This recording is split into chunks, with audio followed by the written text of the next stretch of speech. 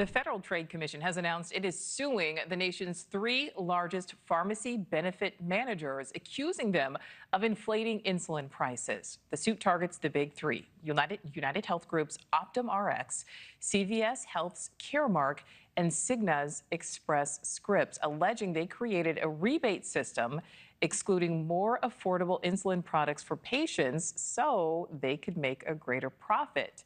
The FTC cited a study published earlier this year which compared insulin prices and showed a staggering 1,200% increase.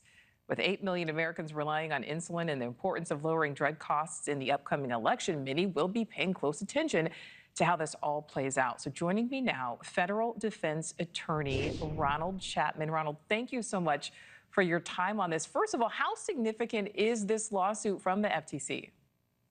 Oh, it's significant. This is something that impacts millions of people. About 80% of prescriptions are filled by PBMs. And let me just explain the problem here. So PBMs essentially offer rebates or kickbacks, as I would call them, to the drug manufacturers in order to put their drugs on the formulary, the list of approved drugs by insurance companies. This does two things. First, it excludes certain drugs from being on there, lower cost drugs, but then it also ensures that the health benefit plans, the health insurance companies, are able to get the benefit of a discount while ordinary Americans are not allowed to. As a result, the Biden administration, and this is bipartisan, James Comer from the House also had a report related to this, have said enough is enough and filed suit against these PBMs, which is a very good move. You know, and right now this is focused on insulin, but does this apply to more than just insulin? There are so many drugs. Do you think we'll see more lawsuits?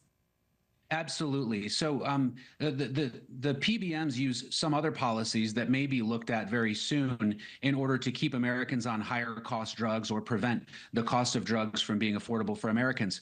They use first fail policies. You have to fail on this drug before you can try another. They obviously use the rebates for that. They use prior authorizations as well. And here's the thing. We've got the CEO of Express Scripts, one of those pharmacy benefit managers, earning about $15.9 million a year. The CEO from Cigna, $21 million in compensation. The PBMs are making a ton of money and not passing it down to 80% of Americans. Yeah, and so many Americans are struggling, especially if they're dealing with any type of health battle. Ronald, the three companies are saying in statements that the suit is baseless. They are defending their business practices. Is this a situation where the drug companies win no matter what? This is certainly going to go to a lot of litigation. It's going to be a tough fight on both sides of it. But at the end of the day, if this gets to a jury, one thing will remain true.